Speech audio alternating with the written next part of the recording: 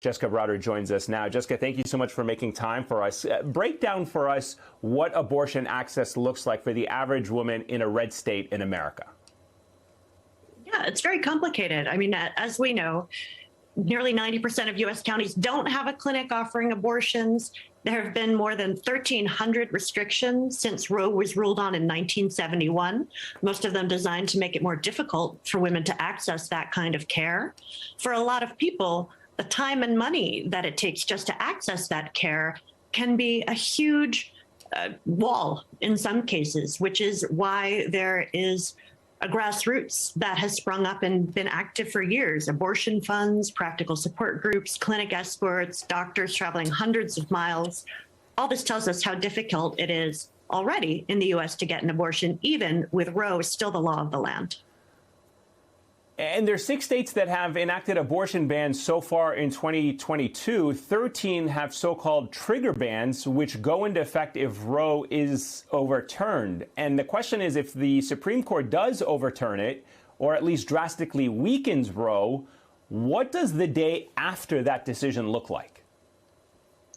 Drastically different. Because you did mention those trigger bans, and following on the heels of that, there are 26 states that are believed to be preparing to ban Roe if the Supreme Court gives them space to do so.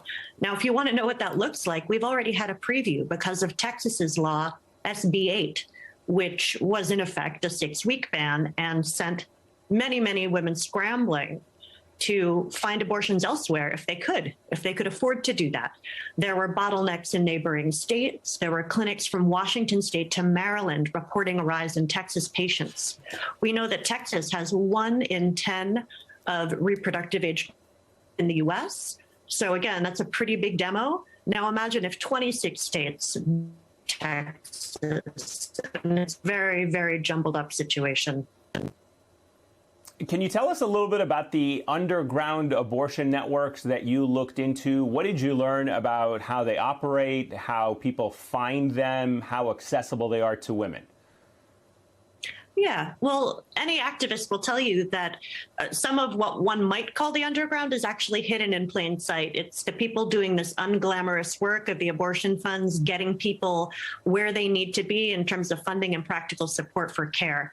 Then there are other people who realize that a different world is coming. Some of them started thinking about this when Trump was campaigning on an anti-Roe platform, promising to do just what he did, which was stack the Supreme Court with conservative justices who wanted the chance to overturn Roe.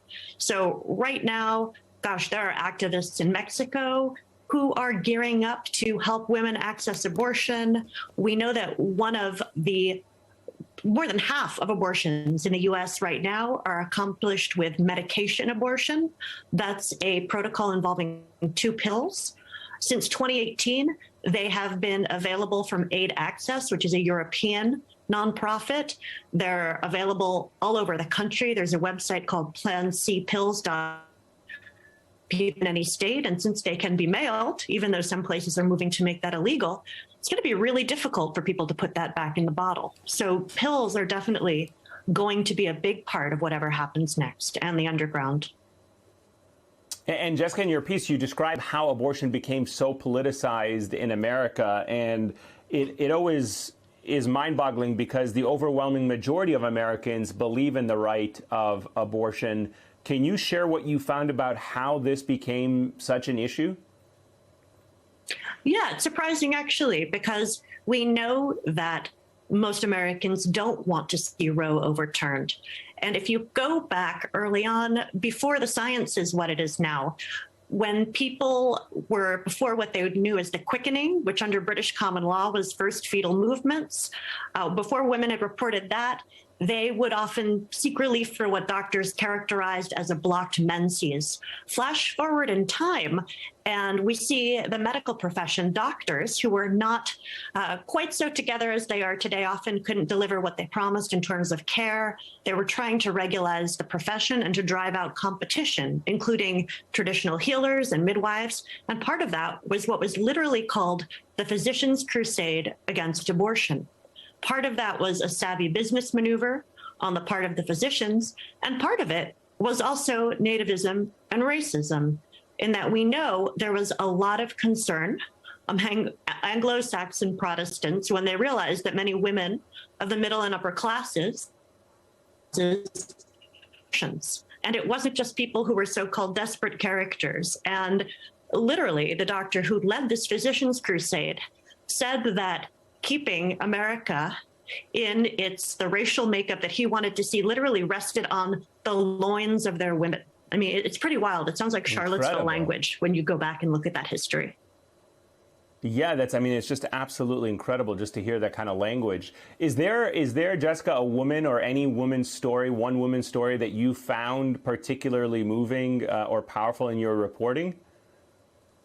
Oh, so many of them. I mean, I spoke with one woman who is 88 and was working with the underground in the 70s, but I did speak with one activist on the West Coast who learned of a woman in Texas, a young woman, barely a teenager, 13 years old, had gotten pregnant, did not want to be, and she managed to get pills in the mail for her. They showed up right around the time that ban went into effect, and she literally made this teenager a little package with a novel and some coffee, and just that kind of kindness to a stranger. I think that's the sort of solidarity that some of these networks are hoping to create before and after whatever happens in June happens. It's absolutely incredible to think that this is the state of women's reproductive rights here in America in the year 2022. Jessica Bruder, thank you so much for putting a spotlight on that with your excellent reporting. I appreciate you making some time for us. Thanks so much.